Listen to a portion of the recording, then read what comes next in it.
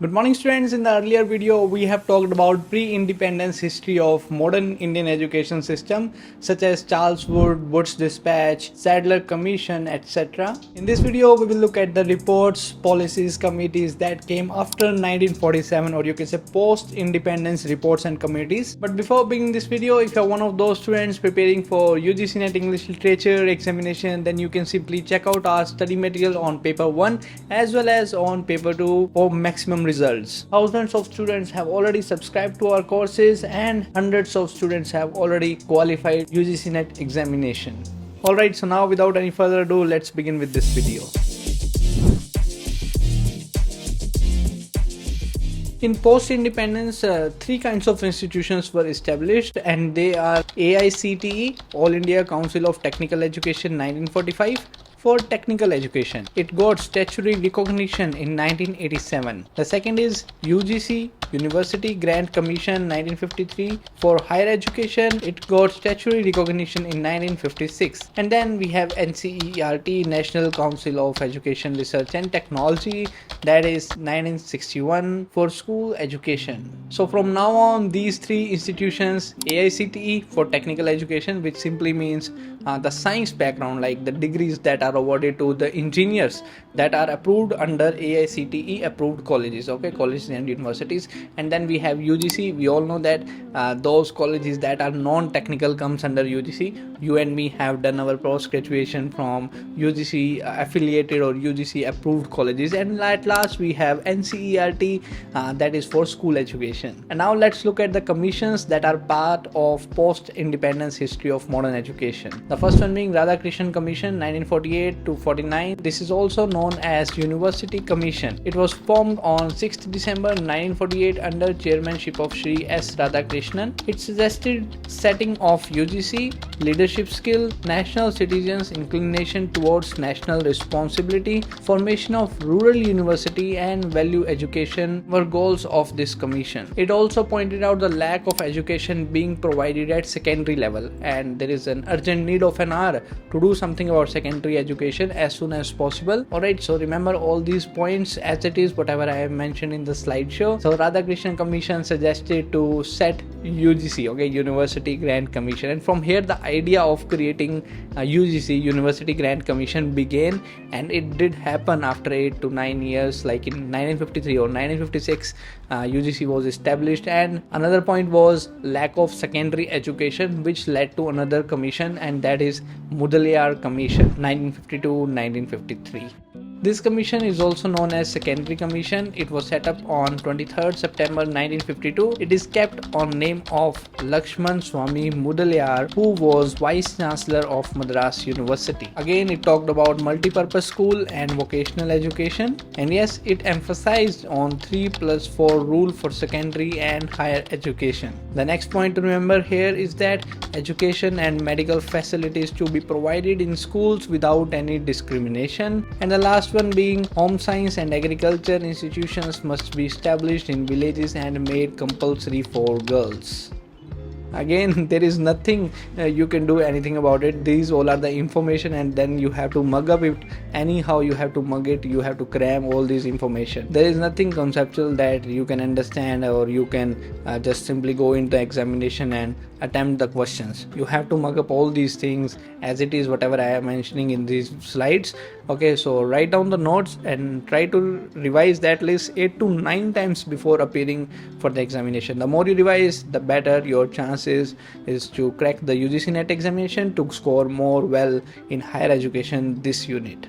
After that came the three committees on women education, that is National Committee on Women Education 1958 under Durgabai Deshmukh, to improve education for women in totality. The next one being National Council of Women Education 1962 under Hans Mehta, and the last one is Bantat Salam Committee in 1963 was formed, working in the same area. And now let's discuss about the most important commission, that is Kothari Commission, which was formed in the name of Daulat Singh Kothari. For the first time, it talked comprehensively on education system for the very first time. Okay, so it made become the blueprint of modern Indian education system. Okay, so let's quickly get on to the recommendation made by this commission. The report that was formed was titled Education and National Development. It recommended implementing of 6% of GDP on education, and unfortunately it was revisited recently in NEP 2020 and still it is not implemented. Then we have 10+2+3 system was introduced in this Kothari Commission. Remember this point, this is very important. 4 themes to increase productivity, national integration, modernization, moral, social development. 4 sections. It dealt with general problems, different education levels, implementations, supplementary papers. There are 3 categories: internal transformation, qualitative improvement, expansion of opportunity. One concept was also introduced, sort of a subject, that is socially useful productive work, SUPW. Kothari Commission also suggested that there will be one common school, okay, without any discrimination or without any discrimination of caste or religion. Everyone must be there, one common school for everyone, and school must be within 1 kilometer for class 1 to 5th and 3 kilometer from class 6 to 8th. Free and compulsory education was made mandatory from 6 to 14 years of children. You must remember SUPW, okay? I have studied that subject when I was in school, okay? So the basic concept behind creating this SUPW subject was to make students more skillful, because in the real life skills matter, degrees don't matter. So you see, long time back they have a vision to make India skillful, because everyone knows degrees doesn't matter, but the tragedy is that we are still behind degrees and all these examinations rather than developing any skills.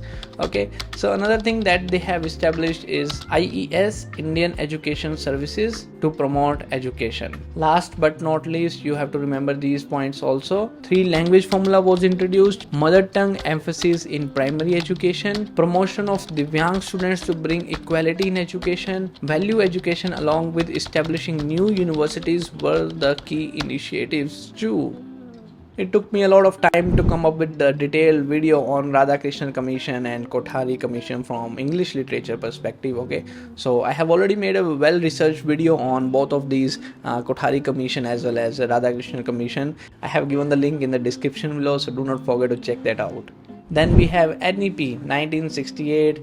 We all know that National Education Policy 1968, National Education Policy 1986, National Education Policy 2020. Okay, so the first 1968 was under Prime Ministership of Indira Gandhi. It was based on Kothari Commission, so you don't have to remember a lot of things in this.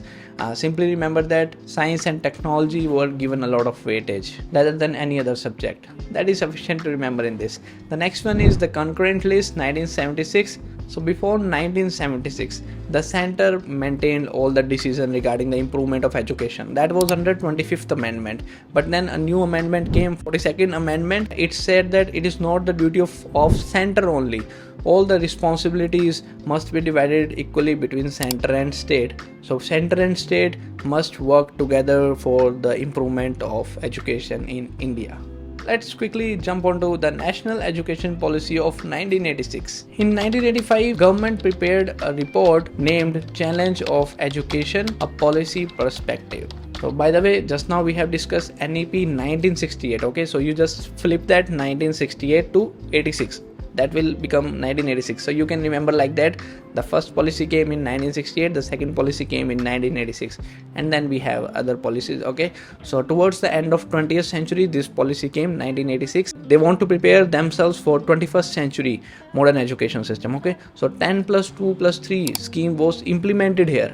The idea was already behind in other committees, but 10+2+3 scheme was implemented here. We have first 10 years, which was divided into 5, 3, 2 years for primary, upper primary and higher school respectively. Physical education, yoga, delinking degree from job was recommended. So you see here, delinking of jobs from degrees is recommended.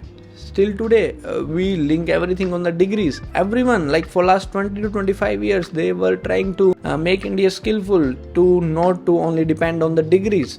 Okay, so that is the concept we have been seeing for last 30 to 40 years. And also there were about 24 chapters. This NEP 1986 is the biggest, comprehensive. 24 chapters were there. Okay, and they also discussed about the distance education, Indira Gandhi National Open University IGNOU, physical education, vocational education, mental and physically challenged education, non-formal education. Okay, they have talked about open universities, rural universities, scientific education, talked about the education of SC, ST, so on and so forth. The operation Blackboard. Okay, so Blackboard operation was also introduced in this scheme. And then we have women empowerment, etc. And to review this committee, another committee was set up in 1989, Acharya Ramamurthy committee. So you don't have to study anything in Ramamurthy committee, because if you go on studying all these all these reports and committees in detail, that will become very overwhelming. You will never be able to come at the end of this subject. So we are only going to discuss the important things and how you can learn those things to score maximum marks in the examination. Alright, the next being Naam Committee, that came in 1993. At that time Atal Bihari Vajpayee was the PM during 1998, and he set up Vidya Vahini network to link universities, UGC and CSIR. Also marks were replaced by grades during this time. After that came Sam Pitroda Committee 2005. It is also known as National Knowledge Commission. The aim was to promote and welcome foreign universities and to reduce the burden of affiliated universities, with the aim to set up 1500 universities in 2015. Then we have Yashpal Committee, set up in 1993 and also in 2009. In 1993, it focused on school education with theme learning without burden. And in 2009, they focused on higher education. They also set up CHER, Commission for Higher Education and Research, and they asked to abolish the deemed university. The reason being that the fees taken by the deemed universities are so high that it is very impossible for all the people of India to afford the education. So this committee focused on abolishing the deemed university, but it never happened. Alright, so now let's get quickly on 2-3 more committees, and that are not important. So 1 or 2 points will do the works. So just go through it, write down in your notes and revise it before the examination. So beginning with Sharma Committee, set up under the name of Professor M.M. Sharma. It asked to establish IISER, Indian Institute of Science, Education and Research, along with expansion of technical education. They recommended that every year 500 crore rupees must be spent on research by UGC, but it does not happen. Dr. Anil Kakodkar Committee was formed that focused on technical education, give 2% budget on research. It is what they recommended. Then we have KB Pawar Committee, which talks about public-private partnership. PPP should be in higher education. So these all are the committees that came after 1947, you can say post-independence. So again, make sure that you are writing down the notes on these video lectures. We will look at another important policy, that is National Education Policy, NEP 2020, in detail in our next video. Okay, so please don't worry about anything. We will discuss everything in the future videos. And if you are liking these videos, do not forget to subscribe the channel to show your support. That's it for this. I will see you in the next video. Thank you.